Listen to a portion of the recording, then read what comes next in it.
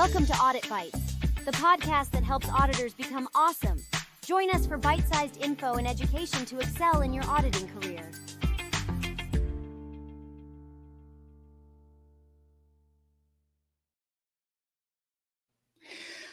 All right, friends, I think that we may have missed the intro because my mic was not set up right. Let me tell you.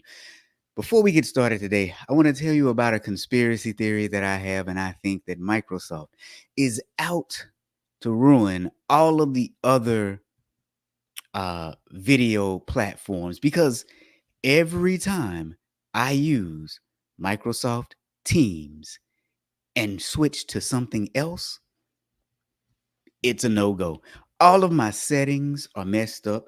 So that means that you probably did not hear the intro today. And that's okay. That's okay. So have you ever wondered how much influence your audit recommendations really have? Now, here's a spoiler alert, my friends. It is more than you think. As auditors, our guidance can shape and influence decisions in an entire organization. And now that is a lot of power. And with great power comes great responsibility. But the question I have for you today is, have you ever thought about the power of your audit reports? Today, that's what we're going to talk about in episode number 64 of Audit Bites, the weight we carry, the responsibility of being an auditor, and the impact of our recommendations.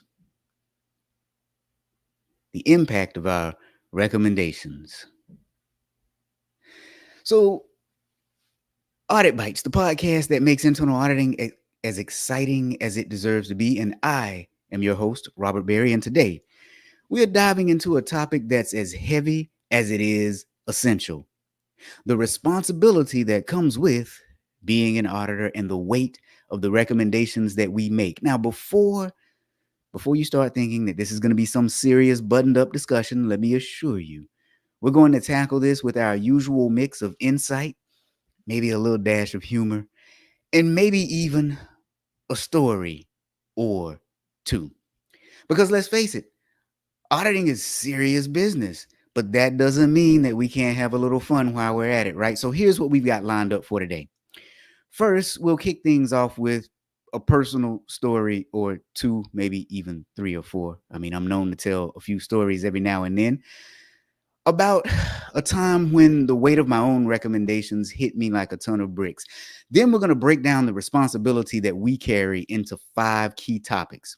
We're going to understand the impact of our recommendations, ensure that our advice is in the best interest of our clients.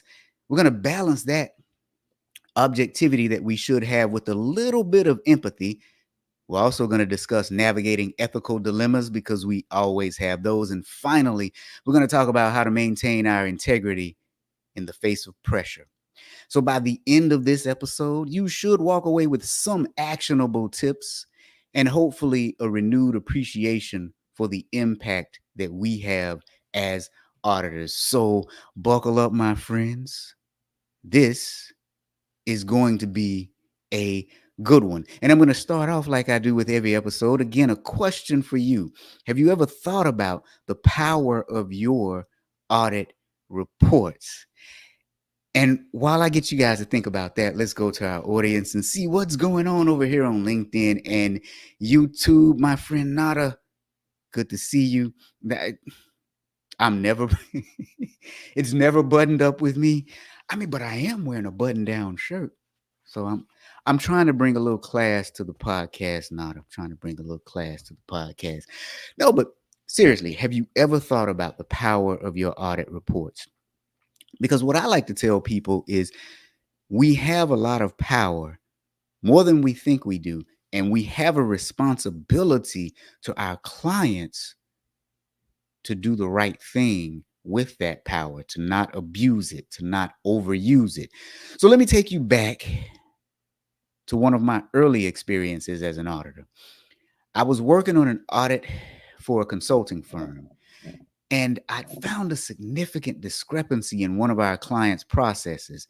Now, I was young, and so initially I was real excited. This was my chance to shine, right? I was going to make a difference. I found something.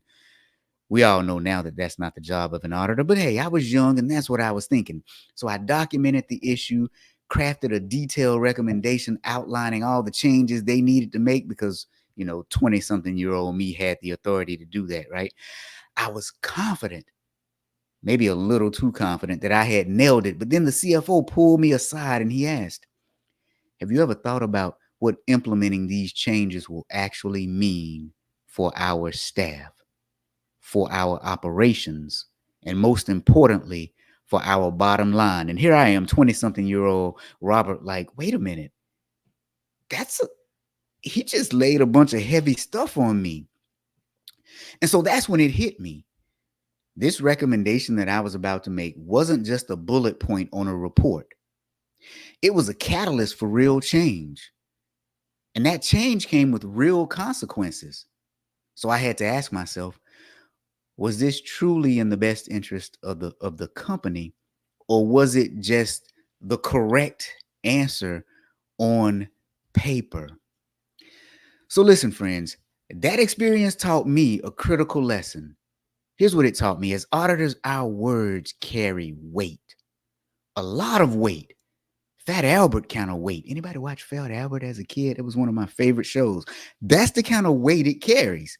And we have to be incredibly mindful of that every time we put together an audit recommendation. So, with that story in mind, let's get ready to dive into today's discussion on the responsibility we carry as auditors and how we can navigate those complexities.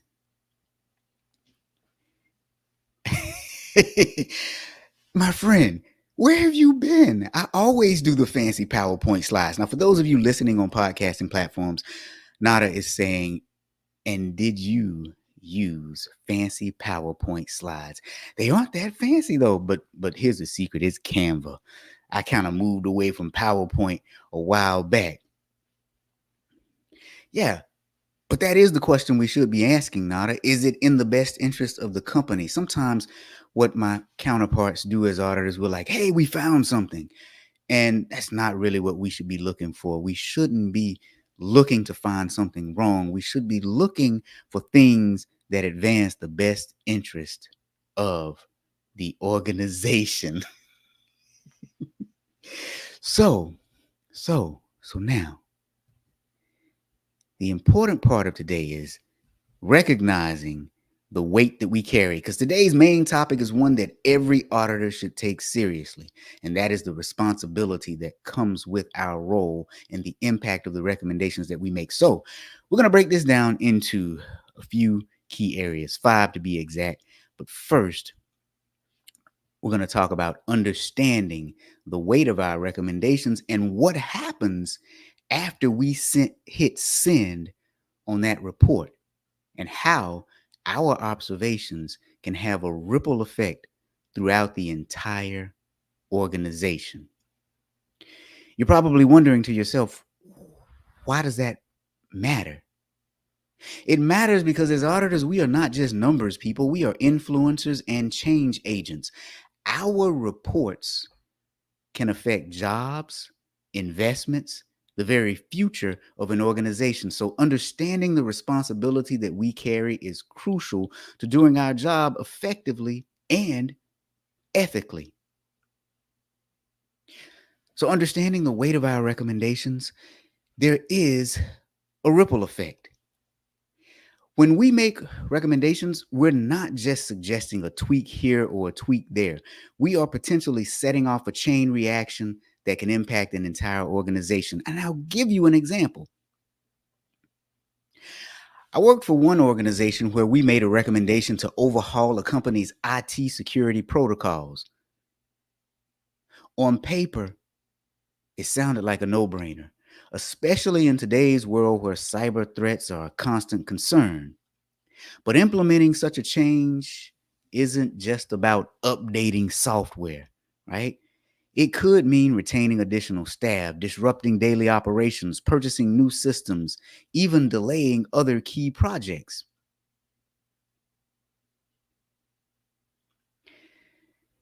So, what ended up happening was we made this recommendation, and it was something that they simply did not have the bandwidth to do. At least, not yet. So, what we did was we caused short term chaos that could have been mitigated with a more phased in approach. But because we sat there and recommended certain things, they felt like they had to comply with our recommendations. And by the way, we're no IT experts. And it caused short term chaos within the organization. Now, here's what really happens when we do stuff like that. What really happens is we have weak recommendations, and those weak recommendations oftentimes lead to weak action plans. And if it is a fairly substantial issue, there's no way that a weak action plan will lead to change in the organization. So, the ripple effect that we possibly have in organizations when we make weak recommendations is huge. And the question becomes, how in the world can we manage that ripple effect within the organizations? I'm going to give you a few tips on how we can manage it. First thing we have to do is consider the big picture.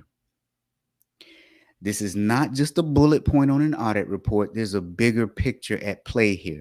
So we have to consider the big picture. Before finalizing any recommendation, we have to think about its potential ripple effects across the organization. Who will it impact? How will it affect daily operations? I alluded to this earlier, but this is a huge problem with some of the things that we recommend.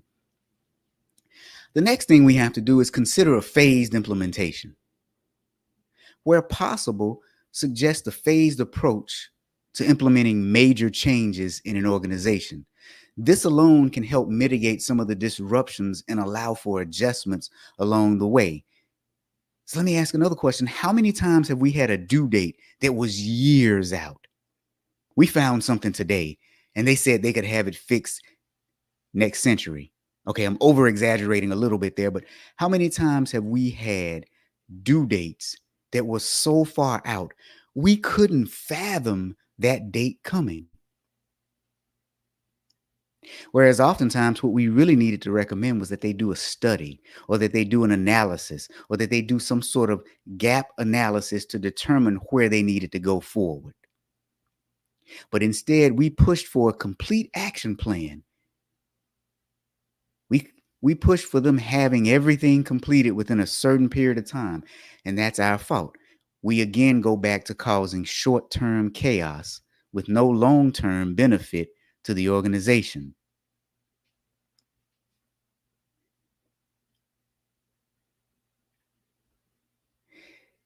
Thank you, my friend. Nada says that's how you act strategically, by looking at the big picture, right? But sometimes we mess that up.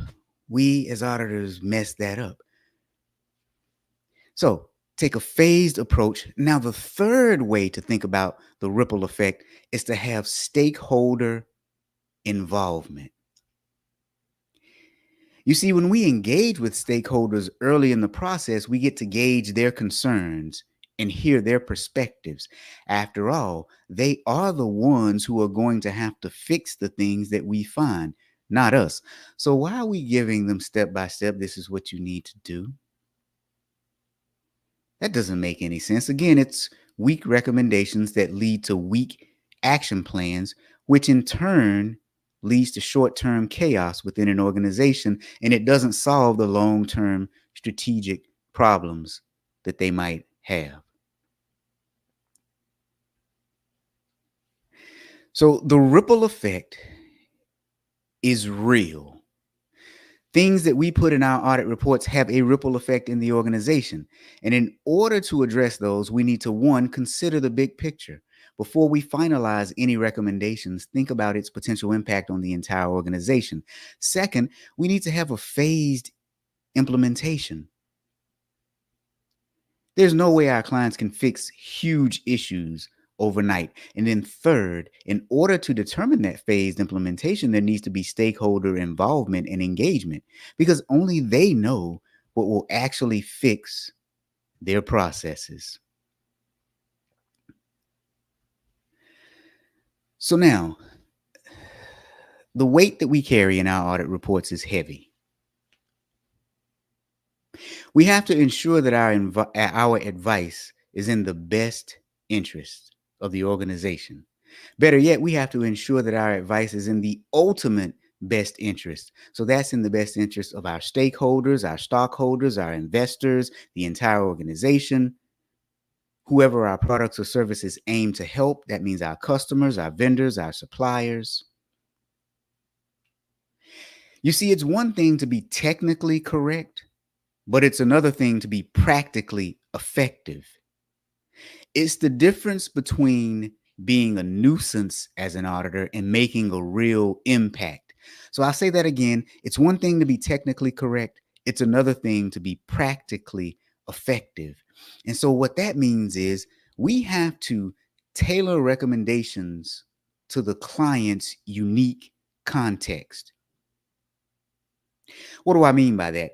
Consider a startup that's tight on cash, because what startup isn't really tight on cash? And then we come in and identify a lot of compliance issues. Now, our instinct would be to recommend immediate corrective actions on everything that we found.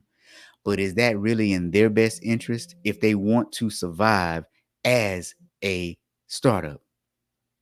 Maybe a more phased approach and prioritizing the most critical issues first would be more suitable for them. I remember one instance working for a consulting firm. We recommended full compliance to a small nonprofit. Now, this would have drained their limited resources. They took a more gradual approach to complying with laws, rules, and regulations, which allowed them to stay partially compliant in the short run without jeopardizing their long-term operations. So, how do we tailor our recommendations to our client's unique context? There are a few things that we can do. One, we got to be able to understand the situation that they're in. So we have to talk to them. Before making any recommendations, we need to take the time to understand our client's current resources, their current goals, their current limitations. This can ensure that any advice or recommendations that we make are realistic and achievable. The second thing we have to do is prioritize high-risk items. You see, when resources are limited, focusing on addressing the most critical issues first is long-term strategic thinking. By the way, our clients think better of us when we do that as well. So now, in our audit reports as auditors, anything that we say carries a lot of weight. That is why today's title is The Weight We Carry, the Impact of Our Recommendations. One audit report has the power to change a lot within an organization. And so with that power, we need to understand it, and we need to be careful and considerate with that power. So one thing we really need to do is learn how to balance objectivity with empathy. Balancing objectivity with empathy is key to making recommendations that are both effective as well as considerate. Now, in order to do that, we have to understand the human impact of our recommendation. This makes all the difference in the world. For example, let's say you're auditing a department that's struggling with resource constraints. It's easy to recommend some fancy new controls or that they just hire new personnel, but have we considered the impact on their team? I remember one audit I was involved in. The department was a complete wreck. Operationally, almost anyone could approve a transaction, and then there was no reconciling of the transactions on the back end. So what that means is anybody could have cut a check to themselves and cashed it and gotten away with it. So, of course, the audit team recommended, hey, implement a system of approvals and reconciliations. The client was initially distraught and we couldn't understand why. We thought it was a good recommendation. But when we peeled back the layers, we discovered that they were severely understaffed. Now, it got a little worse than that because the supervisor actually received bonuses for keeping expenses low. So he did not want to increase the budget to hire more staff because he got a bonus to keep expenses low. Now, we would have never discovered this if we had not dug deeper into this issue by understanding the impact of our recommendations and understanding the human side of our recommendations. So, after talking to the team, we realized what was needed. You see, the workers were suffering because of their manager. So, now, granted, the operations were a wreck, but we ended up recommending something totally different from where we started. And because we had a heart, we got down to the root cause of the issue. So, how can you understand the human impact of audit recommendations? Well, the first thing you have to do is have empathy in auditing. It's the very first thing you have to do is have empathy in auditing, which means you got to take the time to understand the human impact of our recommendations. Now, we really must understand how our advice will affect the people that have to implement the things that we're recommending. It's easy to say, just do this. It's even harder to actually do it. By the way, that reminds me of something.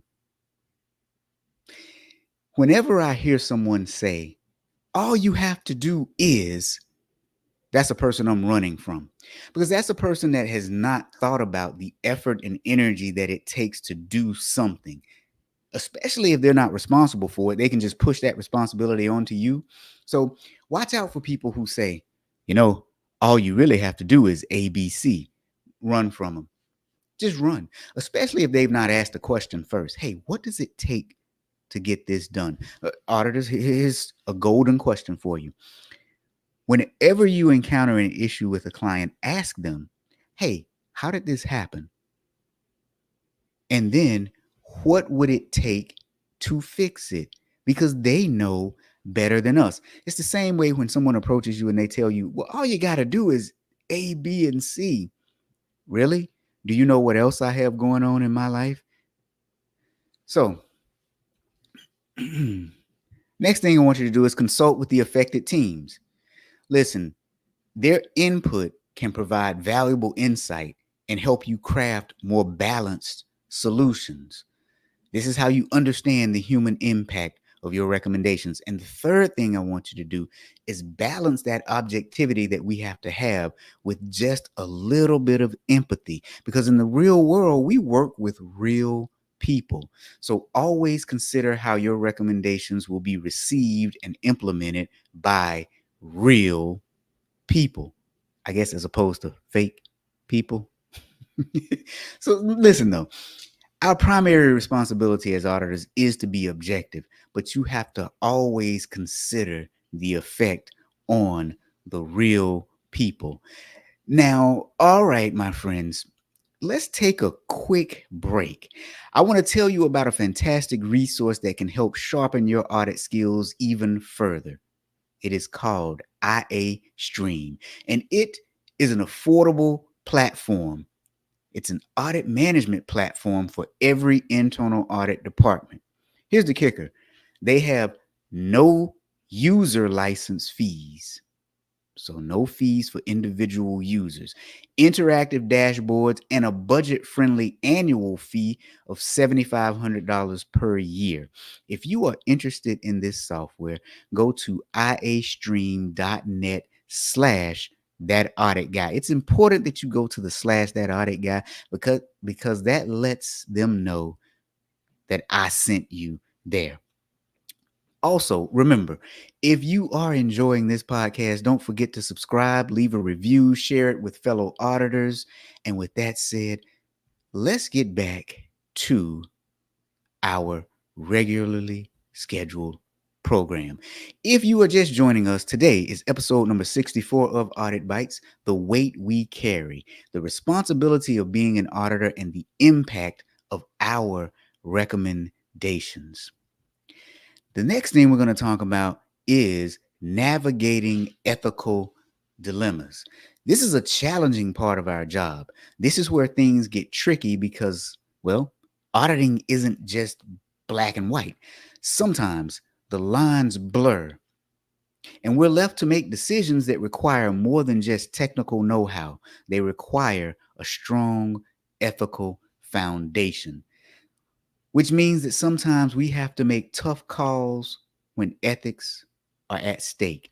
So let me just take a break and get back to the audience for 1 minute. And I got another question for you. Have you ever been challenged ethically on the job? Let's talk about it. Let us know in the comments. Have you ever been challenged ethically on the job? For those of you who know me, you know that answer is emphatically yes. And some of you know the stories well enough to say, oh my God, that's really messed up. At least that's what you say when I've told them to you. Now, Nada, my friend, thank you. Nada says that this is gold. So listen, if you guys don't believe me, believe Nada. She knows a whole lot more than I do. And Marsha has just made her way in. Hey, Marsha, if you missed the beginning, you got to rewind back because according to Nada, it it's gold. Now, Shri is here and she says this all sounds really, really good. I appreciate that, my friends. I appreciate that. I'm so with you, Marsha. Ethically do it right, even if no one is watching. Here's the big problem, though, that a lot of people don't realize. Here's the problem that a lot of people don't realize. So Marsha says, ethically do it right, even when no one is watching. I agree with that, but here's the thing that no one tells you. Oftentimes, doing the right thing will get you in trouble. And you have to be mentally strong enough to face the backlash, the consequences, the ridicule. And realistically, it does not feel good initially, but you will get over it and get back to some sense of normalcy. Now, I say that, and people are like, no, every time you do the right thing, it turns out right for you. No, it does not. Look at the news and look at how people who blow the whistle at companies are treated. Look at how people who tell you to do the right thing are treated. As a matter of fact, look at common phrases that are used in hip hop culture and just in some cultures in general. They say snitches get stitches. So you can't tell me that doing the right thing actually makes it turn out right. But here's what does happen. Your conscience is clear. Your heart is clear. And as long as you can live with that, you will be okay. Yep, Marsha's just saying what I'm getting to. You'll be able to fall asleep after that. Yep, you sure will be. You will be able to fall asleep with a clear conscience. So let's talk about making the tough calls when ethics are at stake. What do we need to consider with that? Well, the first thing you need to do is stick to your principles. So, when faced with an ethical dilemma, prioritize transparency and integrity over convenience or pressure. It's not easy to do because it will have you questioning yourself. You will rediscover what your true morals and principles are. So that's our first point. In order to make tough calls when ethics are at stake, stick to your principles. Now, the second thing that we're going to do is you're going to document your findings. Whatever you have, you are going to document it, whether on paper, whether scanning it. And by the way, after you document it, if it's something real serious, send it to somebody else too, so that there's another copy in somebody else's possession. So listen, when faced with an ethical dilemma, prioritize transparency and integrity over that convenience or that pressure. So you are going to document whatever it is that you found after you stick to your principles. Now, the next thing you're going to do is you're going to seek guidance when needed. You're going to seek guidance when needed. If you're unsure about how to handle an ethical issue, do not hesitate to seek guidance from a trusted mentor or colleague. Sometimes a second opinion can provide the clarity that you need. So, if you need to maintain your integrity under pressure, if you need to maintain your integrity under pressure, there are three things that I want you to do. First, stick to your principles. Second, document your findings. And third, seek guidance if you need it. And you will 100% need it. Which brings us to the next point. How in the world do you stand firm when the stakes are high? Because listen, there can be significant consequences at stake when we deliver audit reports. Imagine you're working on an audit at a high-profile client who's under significant financial pressure. They come to you and they subtly suggest that you overlook certain discrepancies just to help them out because, wink, wink, they're in a tight spot. It can be tempting, especially when you consider that the relationship with this person is at stake. But you got to remember, your responsibility is to truth and to upholding the integrity of the audit process. I've seen auditors who've been pressured by some of their clients to downplay critical findings. When you refuse, it will strain your relationship. But ultimately, you need to protect the integrity and the reputation of your auditing department or your auditing firm and for you personally. But how in the world can we stand firm when the stakes are high? Got a few points on that. The first thing you want to do is hold the line. Hold the line. No matter the pressure, always adhere to your principles. Your integrity is your most valuable asset as an auditor. There's some of you who have heard some of my stories. If you come to my training courses, I tell a lot of in-depth stories, and some of them are very personal. I've even had people cry after some of the stories I've told them. But I'm going to give you a snippet of one today. I had this one client, we found something that was extremely serious and significant. They decided they wanted to call me into a meeting with all of or most of the senior level people in that organization. And I sat down at a table having all of my documentation, everything. They had already seen it all, had the opportunity to comb through it. But instead, what they decided to do was call me into a nonsense meeting. I get into this nonsense meeting and I sit at the head of the table because that was the only seat that they left open because they wanted to make sure that all eyes were on me and that I felt intimidated, but I didn't. I sat down and they said, "Why in the world do you hate us?"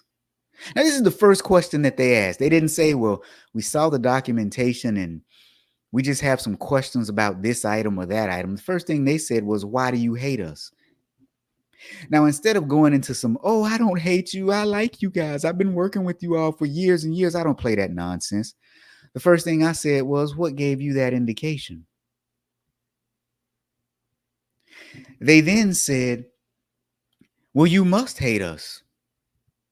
My next response was, "Why do you say that?" They said, "Well, this audit report makes us look bad." And I said, "What in this audit report is untrue?" They said, "Well, we're unsure because we didn't look at the packet that you have been sending to us for the last 3 months." Now, obviously, they didn't say it like that. They said, "Well, we don't know yet." They had the data for months on end. And they asked me to apologize. Screw that. For what? I didn't do anything wrong. So you have to stand firm when the stakes are high. And the first thing you have to do is hold the line. The next thing you have to do is communicate firmly. If a client pressures you to compromise, communicate your position clearly and assertively. "I don't hate you. I hate the fact that our organization is in the condition that it's in. That would have really got me in trouble if I had said that, right? I probably should have said that. But you got to communicate firmly. And the third thing you got to do is prepare for the pushback. Listen, it's going to come. Be ready to face resistance when standing on your principles. It will not be easy. The weight we carry is significant. It is heavy. So let's recap some of the things that we've covered. We started off by talking about the weight of our recommendations and the responsibility that comes with being an auditor. We then discussed how to ensure that your advice is in the best interest of your stakeholders. We also talked about the importance of balancing that objectivity that we're supposed to have along with empathy for our clients. Then we talked about how to navigate ethical dilemmas. And finally, we talked about the importance of maintaining our integrity, especially when under pressure.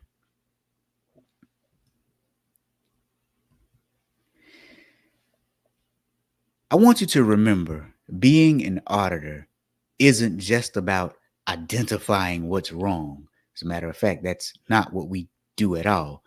It's about assessing a current situation in search of the truth and then reporting what we found to our stakeholders. And in some instances, it's about helping our clients navigate towards what is right with integrity, empathy, and a deep understanding of the impact our words can have. The weight that we carry is extremely heavy, but it is up to us to navigate it with integrity and maturity. Before we wrap up, I want you to do me a favor. If you have found today's episode valuable, share it with a fellow auditor who could use a little inspiration. And if you haven't already done so, be sure to go over to YouTube and subscribe to our channel so that you don't miss an episode, or hit the bell and follow me here on LinkedIn. And hey, if you've got a good story about the weight of your audit recommendations or an ethical dilemma that you faced, drop me a line personally or drop it in the chat. You can hit me up on LinkedIn. You can email me. You can send it through carrier pigeon. I would love to hear from you. All right, friends. As always, it's been my pleasure. I thank you for joining me on this episode today, and we'll see you next time. Thank you for watching this episode of Audit Bites. If you receive value from this podcast, do us a favor. First, tell other auditors. Second, give us a 5-star review. And finally, talk to Robert about training your auditors. Our contact information is on our website, www.thatauditguy.com. It's also where you will find our course catalog, on-demand courses, a kick butt blog, other podcasts, Robert's best-selling books, and last but not least, audit merch. That's right, we have audit hats, shirts, mugs, and more. Thanks for watching and listening. See you next episode.